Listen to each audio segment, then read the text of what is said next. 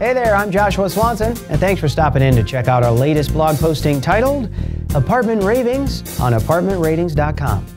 Part of what we do at Go to My Apartment when we manage your social media presence is we monitor apartment ratings reviews.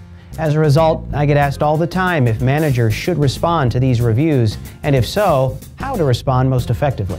So I decided it was time to respond to you about why I respond. There's a lot of responding going on in this post. I'll break it into two parts and cover when and why to respond in the first part, and then how to respond in the next. Like it or not, angry residents are now savvy to ApartmentRatings.com, and they love to publicly let you have it. No matter how amazing you are and your staff is, you're going to get a bad review. The good news is, though, that most times, if you're dealing with a rational person, you can turn a negative review into a positive advertisement for your community. Andy Cernovitz from the Social Media Examiner said, "A great response strategy can convert angry and upset customers into loyal, raving fans." The rule of thumb is that while unhappy customers talk to 5 people, formerly unhappy customers you win back talk to 10. Here's a great clip from Jeff, who owns a wine and cheese shop in the San Francisco area, on the upside of responding to reviews. I try to respond to every review, whether positive or negative, and if there's something I can learn from it, then I will engage in a dialogue with the customer.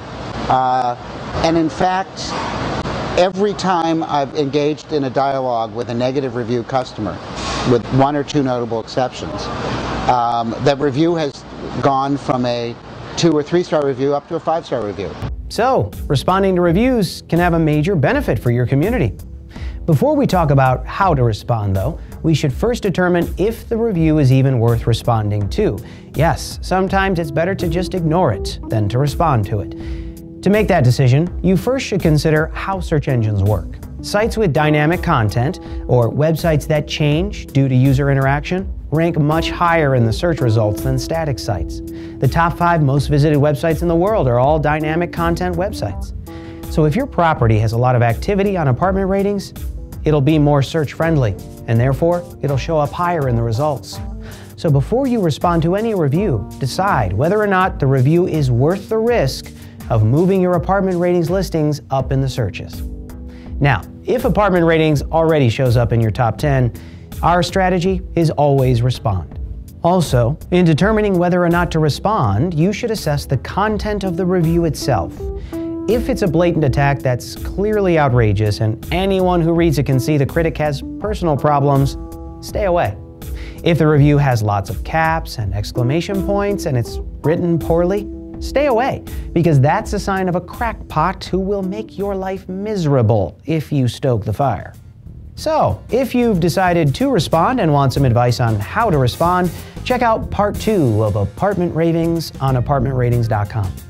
Hopefully, though, you now have some filters through which you can assess whether or not it's worth it to respond to apartment ratings reviews. Hey, thanks for watching, and if you learned something, please take a second to comment below, tweet us, or Facebook us. And you can also subscribe to our blog from our homepage at GoToMyApartment.com. And as always, we're here if you need us. Thanks for watching, and see you online.